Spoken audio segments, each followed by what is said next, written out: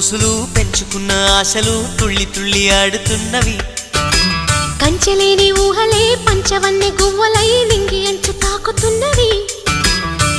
కొత్త జల్లు కురిసింది బ్రతుకే చిగురు తొడిగేలా వరమై వేళ. వానవిల్లు విరిసింది మిన్ను మన్ను కలిసేలా ఎగసే వేళ. అణువణువును తడిపిన ఈ తడి అమృత వర్షిణి అనుకోనా. అడుగడుగున పచ్చని బాటను పరిచిన వనమును చూస్తున్నా.